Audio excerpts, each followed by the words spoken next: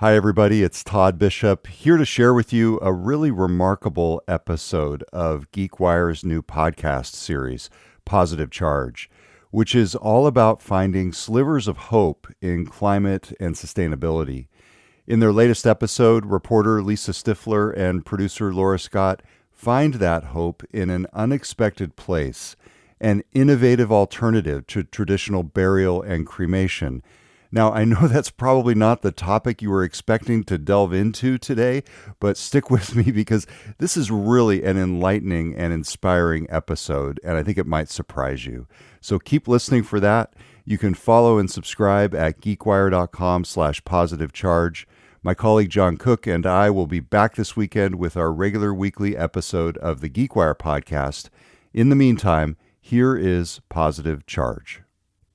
Do you want to be buried or cremated? Oh, I'm going to be composted. That's Martha Stewart. And this is Positive Charge by GeekWire, sponsored by Amazon Sustainability. I'm Laura Scott. I'm an independent audio producer and journalist. And I'm Lisa Stifler. I'm a journalist at GeekWire covering sustainability, energy, sometimes biotech. Positive Charge is a series about sustainability and climate solutions in the tech world. And this is possibly the most hopeful tech I think we've covered so far, Lisa, or that we even have on the calendar. And that's kind of weird because it's about death. It is about death. We are going to talk about what you can do with your body that is green as possible at the end of life. And it involves a new technology that was just created and launched a few years ago and is spreading around the country. This is human composting. There's some other names for human composting that might feel a little more palatable. Yeah, maybe so. Human composting is very on the nose for what this is. People also call it, in legal documents, natural organic reduction, terramation, like cremation, but back to the earth. Cute. I like that one. Mm-hmm. And soil transformation, which just seems... Where's the human in that? I think you could transform any soil. Yeah, totally. And so what we're talking about today is an alternative to cremation, to traditional burials. It's taking a deceased person and putting them into a controlled environment, creating conditions where they can naturally decompose and be turned into soil. And this is kind of catching on. Martha Stewart wants to be composted. She kind of broke the internet with this on a podcast called 50 Plus and Unfiltered, hosted by Sean Killinger. Martha actually knew about body composting because she composts her own horses. When one of my horses dies, we dig a giant hole, really deep, in one of my fields. We have a pet cemetery. And the horse is wrapped in a clean white linen sheet and very carefully dropped down into this giant, lovely grave. I want to go there. Which is so Martha Stewart. Who else has horses to compost? I know, and I mean, she is the consummate gardener, so it all adds up. It makes sense. You know, technically what Martha is describing isn't exactly the same kind of composting that we're going to talk about today.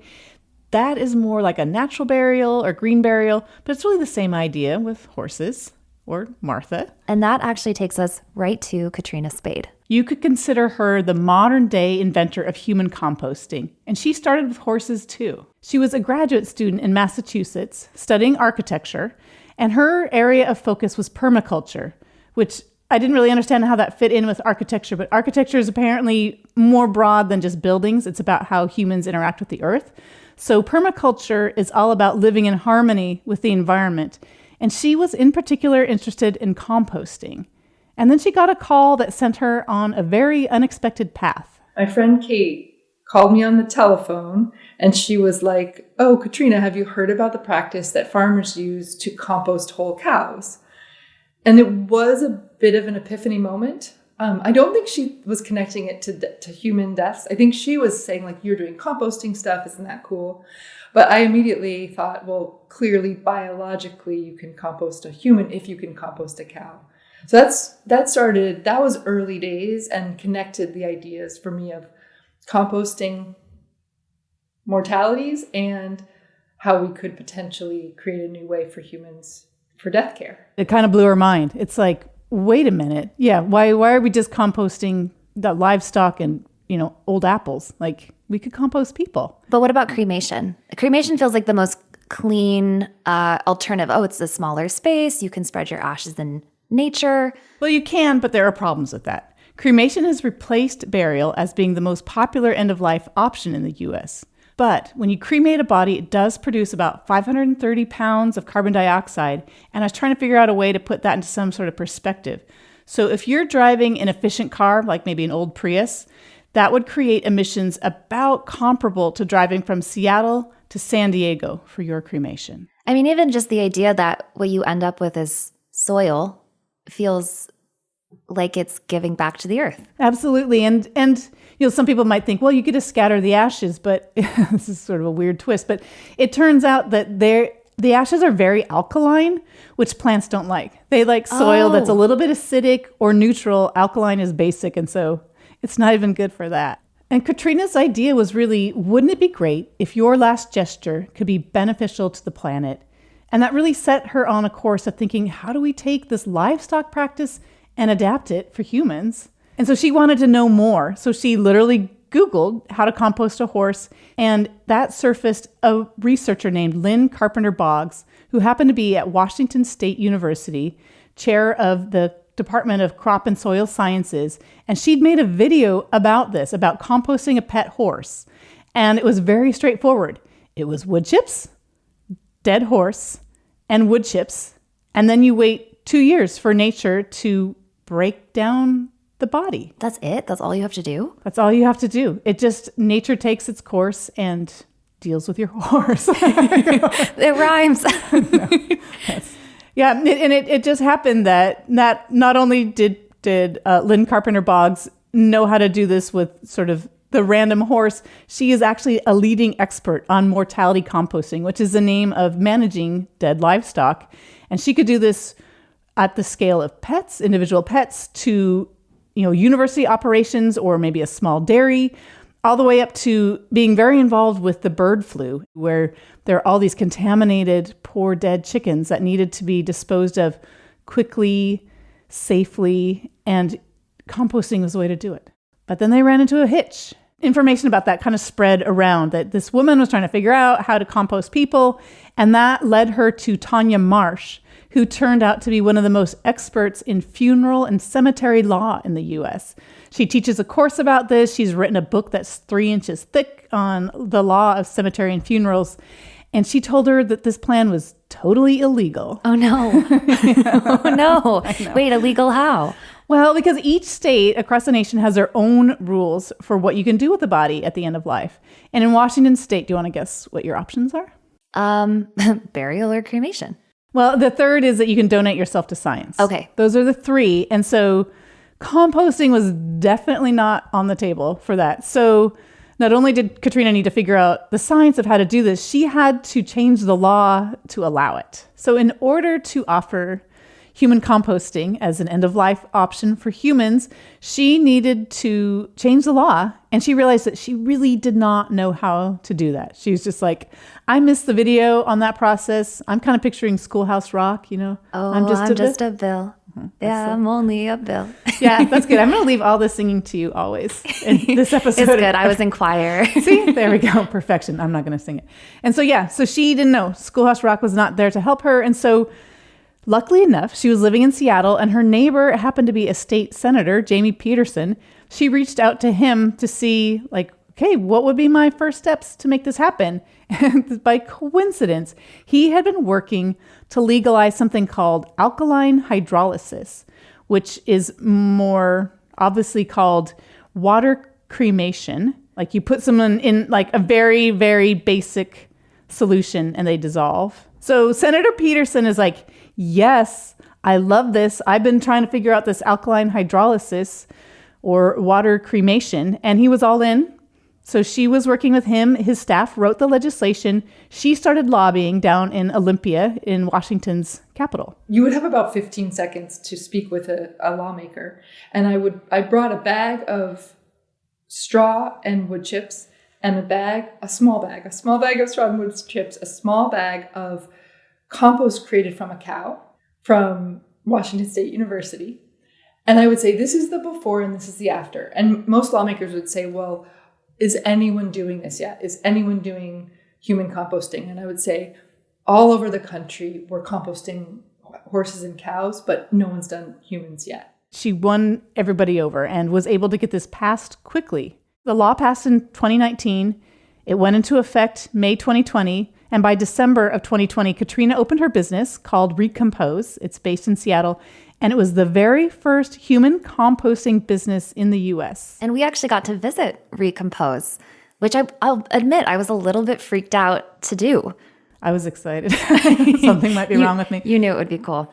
It's in a more industrial district in South Seattle, SoDo. Ironically, it's across the street from the place that recycles like your cans and bottles and newspapers. I wasn't sure I even wanted to mention that because I was like, oh, all the recycling trucks are pulling in across the street and like a big line. I love the symmetry of it. No, I will say that when I pulled up to the building, I immediately felt less intimidated. They've painted murals on the walls, so it doesn't feel quite as concrete and industrial. They have a little garden out front. And when you walk in, it's all shades of green, some pictures of trees on the wall, dark wood. It feels calm. There's a couple of sort of sitting rooms immediately with boxes of tissues and books for children and adults about mushrooms. And I love the one on mushrooms. Yeah, like, that was cute, this right? My people, yeah. Yeah. And it just felt like a very cozy space. It didn't feel intimidating at all. Yeah. And there's one room specifically dedicated for sitting with the deceased, where a body is wrapped in a natural linen shroud. And people, families, and loved ones are invited to spend the time they need to with that person.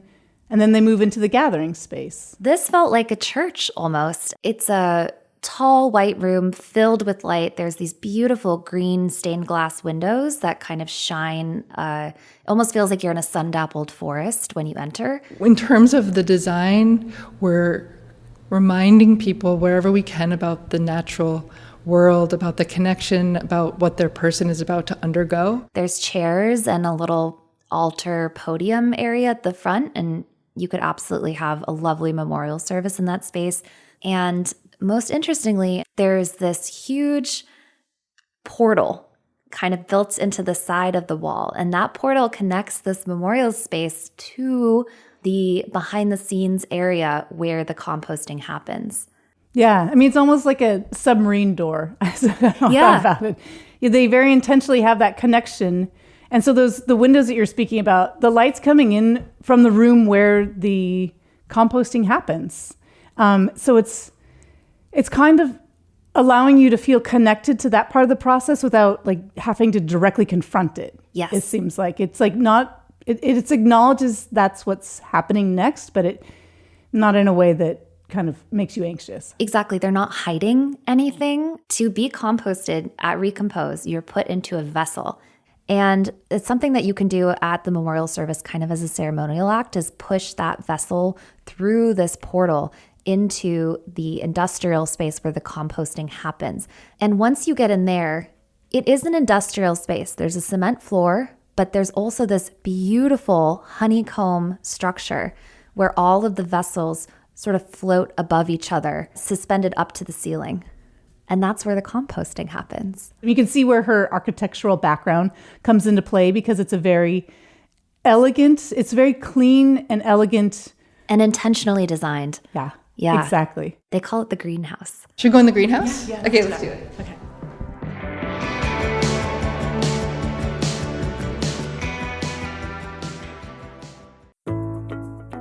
Amazon is known for its speed and scale, quickly delivering packages all over the world. That same momentum now drives our sustainability work. That means expanding electric delivery. Amazon has delivered 1.5 billion packages by electric delivery vehicles globally. It also means rethinking packaging. Amazon has eliminated plastic air pillows globally and ship over 12% of our orders without any additional Amazon packaging. And it means investing in carbon-free energy. Amazon is building the largest carbon-free energy portfolio of any corporation globally, with over 700 carbon-free energy projects worldwide. Every package delivered, data center powered, and product designed is an opportunity to make tomorrow better for our customers and the communities where we operate. Because climate action isn't a competition, it's a collaboration. Learn more at sustainability.aboutamazon.com. do like to let people know that it might smell like compost in here. Okay. Straw forward, maybe. We'll see what it is today, but I like to let folks know. Okay, when she said that, I was really bracing myself for something crazy, but it really smells like soil or manure. It smells like what you would think compost would smell like. Yeah, she describes it as kind of like a feed store, which I haven't spent very much time in a feed store. I can't say I have either. but, Yeah. But it just has sort of that kind of toasty straw smell. Like maybe I'd picture a clean barn smelling like. Yeah. Maybe something like, but a very clean barn. There's no stink to it. It smells nice and earthy. I mean, when I started the work early days, one of my big concerns was, would it smell bad? And so we actually worked, a good compost process, a good composting system.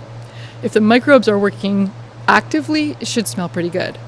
We have control of everything, the input. It's one person's body of varying sizes, but still it's one person's body. And then it's wood chips, alfalfa, and straw. We know exactly what we're placing in that vessel. So there's not as much opportunity for things to go a little awry. This is the straw that we use to compost a body. So the vessel is made of stainless steel. It's 8 feet long and 4 feet in diameter. It's doing a couple of things. It's holding the person's body in these plant materials. It is providing oxygen to the microbes via a basic fan system. So we do have air being pushed into the vessel and pulled out of the vessels. We're taking the temperature of the material inside. We have 2 temperature probes in each vessel, and they're telling our team on a 5-minute readout what the temperature is. We place the body in the vessel and cover it with more of this plant material, and then microbes get to work. Microbes that are naturally occurring, they're on us as we speak, they're in this room, they're on these wood chips, break the body down, and typically what we see at Recompose is about 6 to 12 hours later, the temperature in the vessel is about 150 degrees Fahrenheit. We're not adding heat. All we're doing is creating the perfect environment for that microbial activity.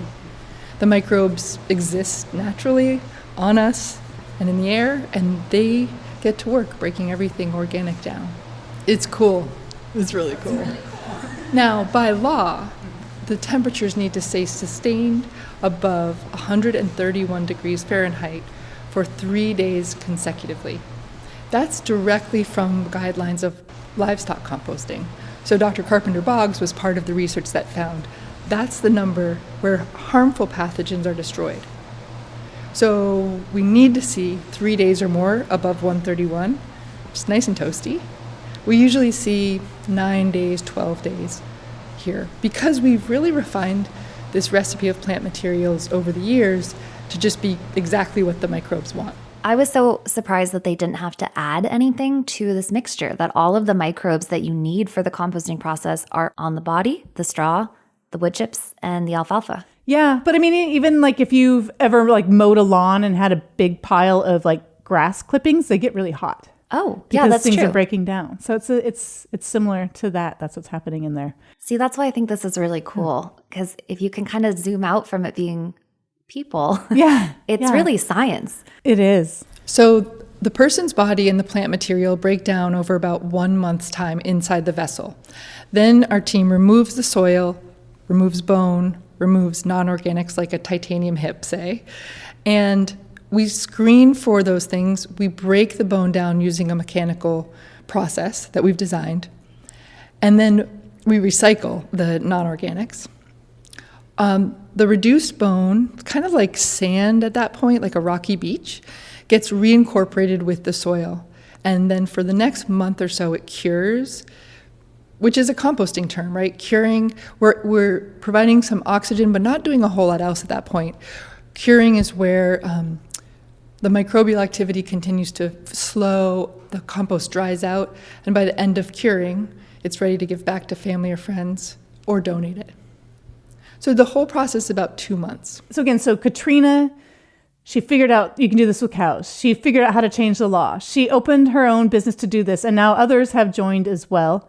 The other 2 larger companies in the U.S. are called Return Home and Earth Funeral, and they are both in the Seattle area. And now at this point, there are 14 states that will allow people to go through terramation, or human composting. They're mostly on the West Coast and the Northeast. 15 additional states are considering legislation for this: Texas, Florida, states in the Midwest.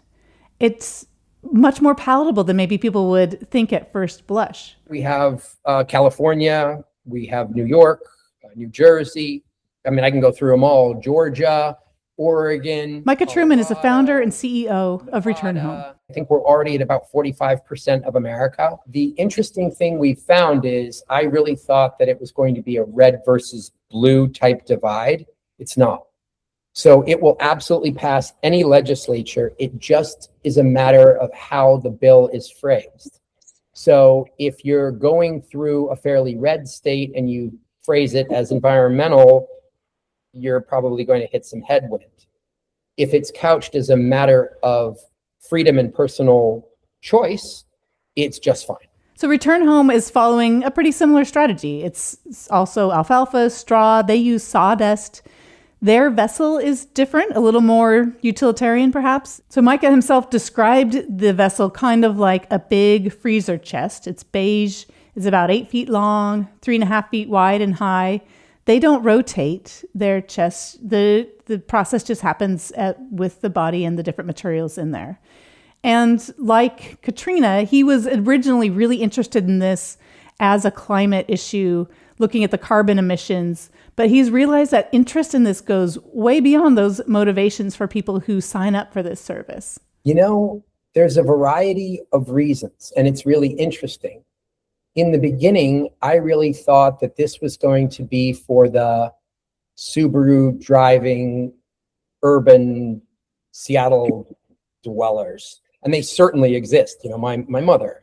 But we get as many people from Ruby Red, Eastern Washington, as we do from Seattle or Bellevue. And so the reasons, right? So you've got your classic. You have, it's environmental, I care deeply, I'm a gardener, that sort of thing. What's really interesting is we find that, for example, farmers know soil far better than the urban, Subaru drivers. And they want to go back to their farm under the crabapple tree their grandfather planted 100 years ago. Hunters, they really want the land to be there so that they can do what they do. So I think we really narrowly defined, maybe I narrowly defined what an environmentalist is. So for very different reasons. But yeah, those kind of do. Oh, I'm sorry. And then the third, I totally forgot.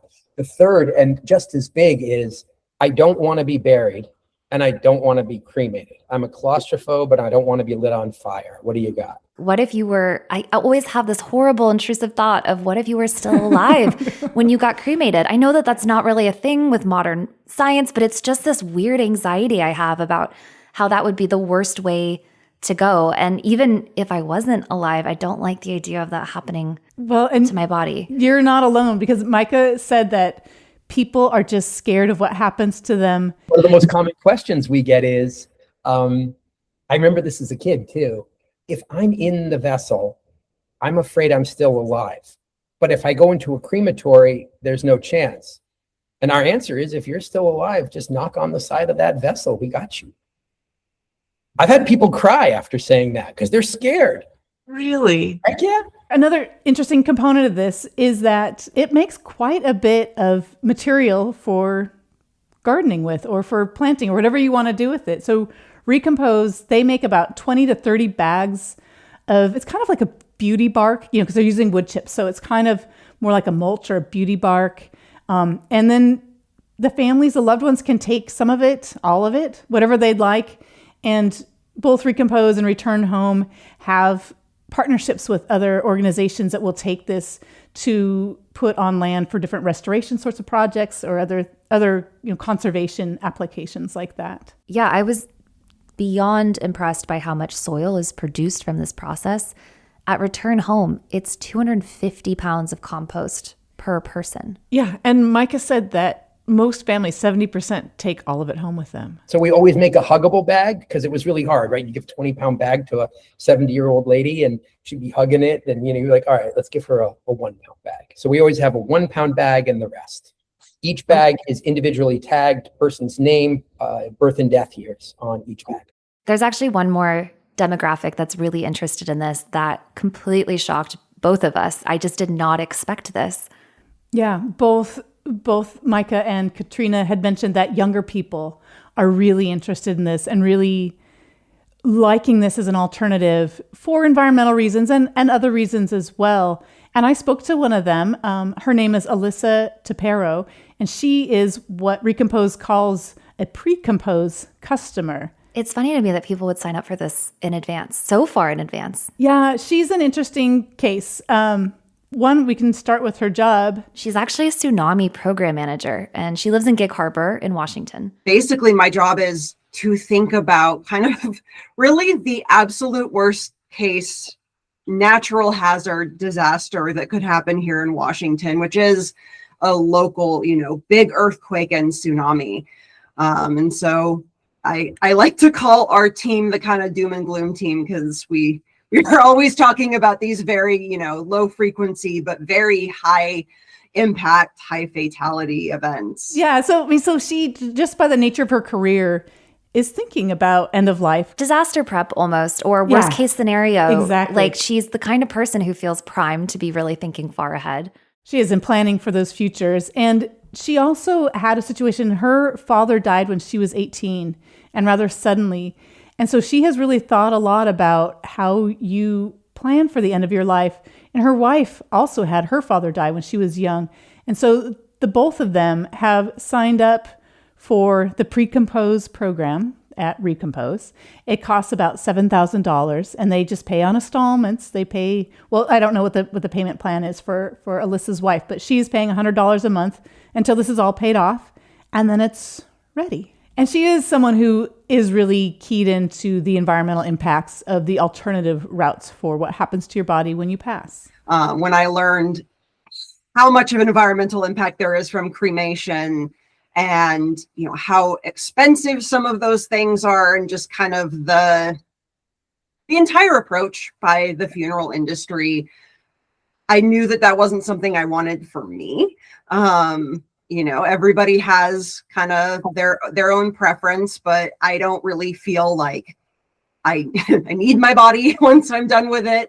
So I don't feel like it needs to be in a coffin, or even that I necessarily need my ashes to be somewhere. But that environmental impact, the moment I learned about that, I was like, oh boy, yeah, I want to do something different. You might wonder, how does composting compare in terms of its sustainability? I found a great article in Smithsonian that I'll include in our show notes, and it looks at the different ways that bodies are managed after life. So if you start with traditional burials, there's the issue of the land use.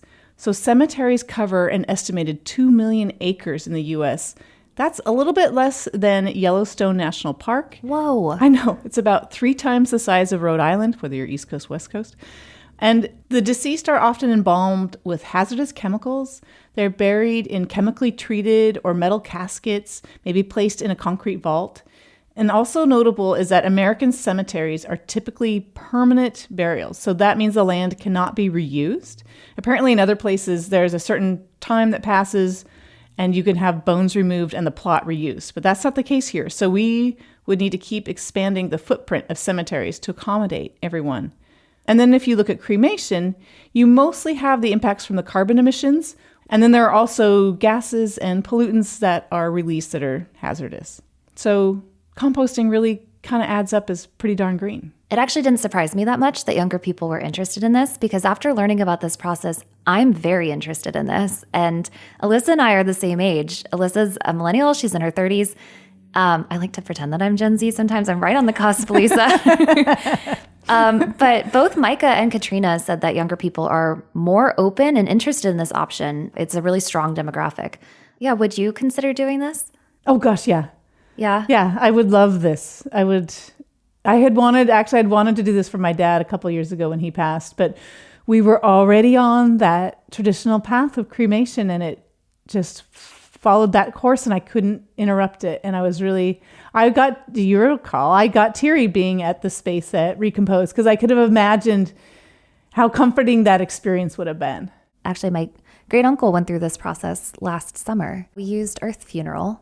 Oh, wow. He was so excited about it. obviously before he was composted, almost to the point where we were all as a family like, can you please stop talking about this? Like, we know that you're sick and you're dying, but we don't really want to think about that yet. We want to try everything we can to make you better. But he was so excited. He called this his next adventure.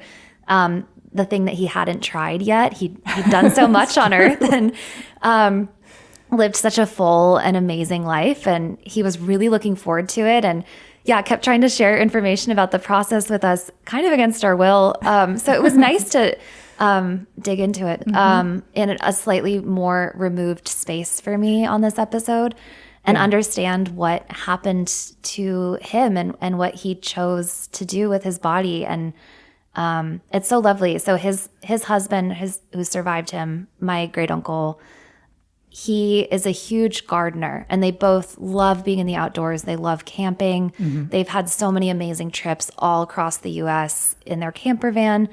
And the idea of my great uncle Mark being soil, being able to return and stay in these natural, beautiful places that they loved, and also in their garden. Oh, I'm getting emotional. I'm so sorry, Lisa. It's just really beautiful. And we actually spread some of Mark's soil about 2 weeks ago at a family reunion in the garden. And it was a really beautiful, small family ceremony that meant a lot to me. I would love to have this be something that most people do. Yeah, and that's one of the things when we think about being hopeful about these different technologies that we're covering in Positive Charge. This one is, it's less crazily scientific the way fusion is. There's still tons of science and engineering that has to happen to make this work in a way that is appropriate and scalable, honestly. But what's really exciting is kind of your point is like, maybe this could become the predominant way that people pass to the next, well, they're not the next not phase. Dying, but their next adventure could be compost. And I love that idea. And that is one of the things that makes me really hopeful about this approach to end of life, where I also think it can ground people as maybe they're contemplating their own mortality and thinking about the earth, and kind of maybe that shades other things that they're doing in life, where it's not just thinking about what happens to your body, but like, how am I leaving the planet? Maybe it brings that question to the forefront of their minds, which is something that it would be good if more people thought about, like, how am I leaving this earth? And so this is a way to enter into that conversation or that thought process, perhaps. Yeah, I really like that. Oh, sorry, I cried. Yeah, I didn't expect to cry. It made me start to. I know, I saw you getting teared up, and I was like, okay, at least we're on the same page. Oh, no, it's heavy stuff. It is heavy stuff. Let's give Katrina Spade the last word, because she did invent this entire process that this whole industry has been born out of. I can't really solve everything. And in fact, Recompose and human composting can't even solve climate change. There's many other things that need to happen. This is such a small piece of the puzzle. But if we can truly and meaningfully change the funeral industry, the way we care for our bodies, and then in addition to that, somehow connect humans even more to the fact that we're part of that ecosystem, we're part of the natural world, then that would be hugely satisfying.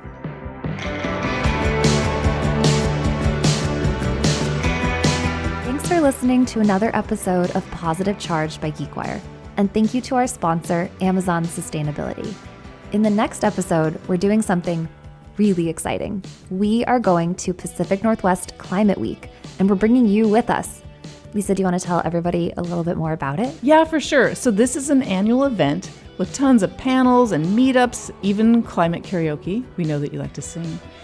And it runs across cities in Washington, Oregon, BC.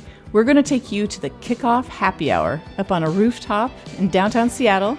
We will be talking to all kinds of investors and other movers and shakers in this space to get their hot takes on what is overhyped, underhyped, what new innovations you should be paying attention to. It'll be great, and we're so excited that you get to come with us. If you liked this episode, can you do the thing where you say that you like it and give us a review, or 5 or 4 stars even? I'll take 4 stars. We would love and appreciate that so much. Feel free to subscribe or follow along to come back with us to go to Climate Week. And thank you for listening.